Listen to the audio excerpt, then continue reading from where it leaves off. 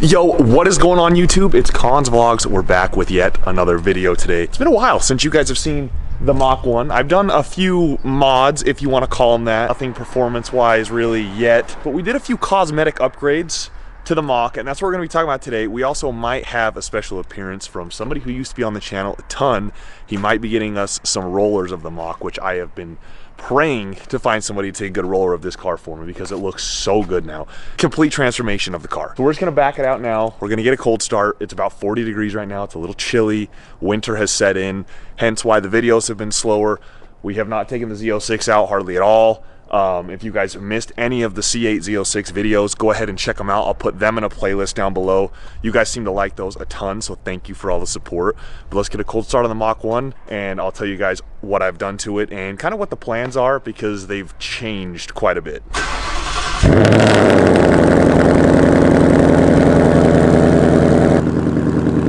It is chilly, and that is the #1 downfall of owning any kind of a rear-wheel drive sports performance car in Utah. The winters suck here for it. The roads get covered in salt. They ice over quite a bit.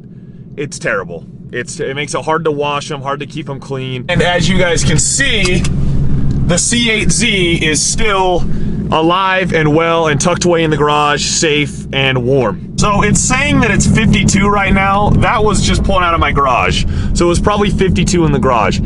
I'm gonna ask a question here, and this might make me seem really dumb because I've had this car for like 8 months, almost 9 months now, and I haven't figured this out yet. Does anybody know where do I find the oil temperature to the car? Because there is not a gauge in my gauges on the digital, and this is oil pressure and vacuum. There's coolant temp down here, right? So there's coolant temp, and then I have it set up right now with air fuel ratio on the left. In the center I've got axle temperature, rear axle temperature, and then on the right I've got transmission temp. So typically I just go off that right one right there as transmission temps. I figure that once the transmission's warmed up, the engine's gotta be warmed up, and then I just watch the oil pressure obviously too. I think at warm idle it's typically around 20 to 25 PSI at idle. So I just wait for that. But does anybody know, is there any way to tell, other than installing an aftermarket gauge obviously, what my oil temperature is?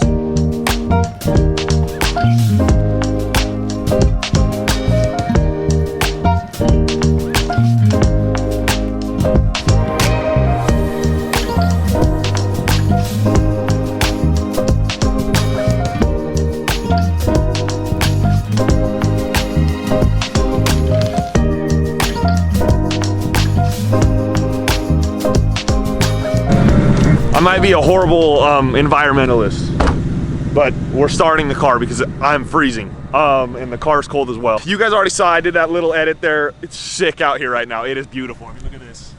Blessed enough to have like a bird refuge not too far from the casa, so this is where we're at. Not too much to go over.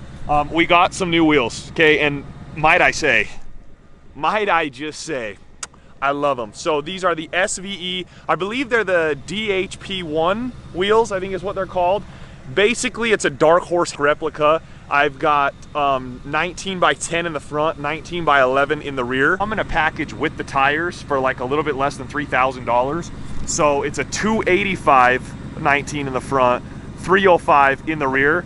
And they are the Nitto G2 NT555s. I flipped that. They're the NT555 G2s. So far, really stoked with the tire. I took it out to a track day at Utah Motorsports campus. They held up great. I think I did 6 or 7 laps on the west track, if you guys are familiar with that, and they held up great. The car surprised me a ton. And let me say, the wider wheels up front made it a night and day difference in the handling of this car.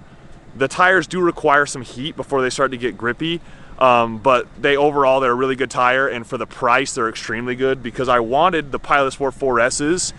I had no idea those tires were that expensive. So the Nittos are phenomenal, especially for the price. The other thing we added, maybe you already saw it on my Instagram, we added the handling pack front splitter. So that is actually an OEM Ford part, straight off the handling pack.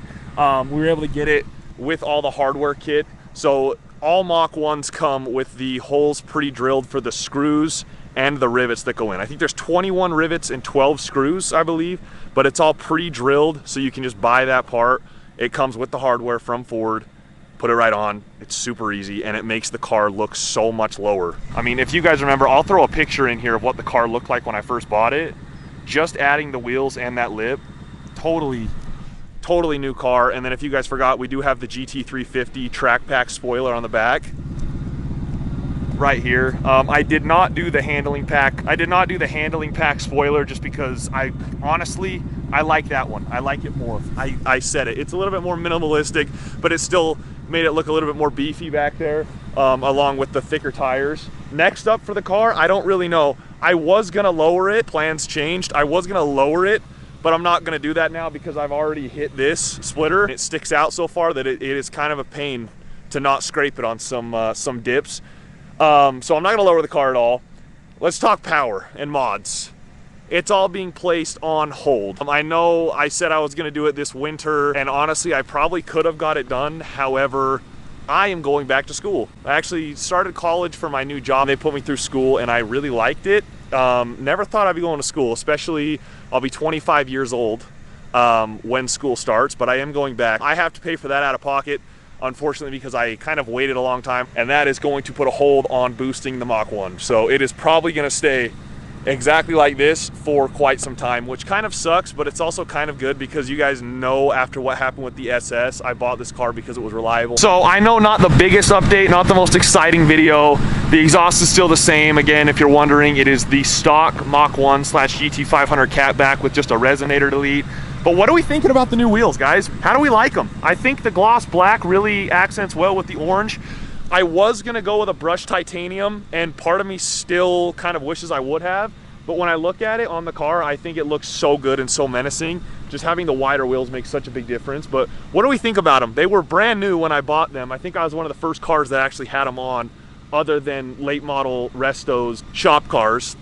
That's the company that makes the SVE wheels, or sells them at least. I'm not sure how it works, but they were awesome to work with. If you guys are looking for wheels for a good bang for your buck, check out the SVE wheels on LMR.com. That is late model Resto. It is not late model Racecraft. Common misconception. But that's it. What do we think about the look of the car, guys? What else do you guys want to see? Think cheap mods. I'm down. Let me know in the comments down below what you guys think of the new wheels, what you guys think should come next that is relatively affordable for me at this time. But that's gonna wrap up the video, guys. Thank you guys for watching. Thanks for checking it out. Check out other videos if you're interested in the Z06, if you're interested in the Mach 1, my old Chevy SS, whatever it is you guys are interested in learning more about, seeing more content on, go ahead, feel free to browse the channel, subscribe, and I'll talk to you guys on my next video.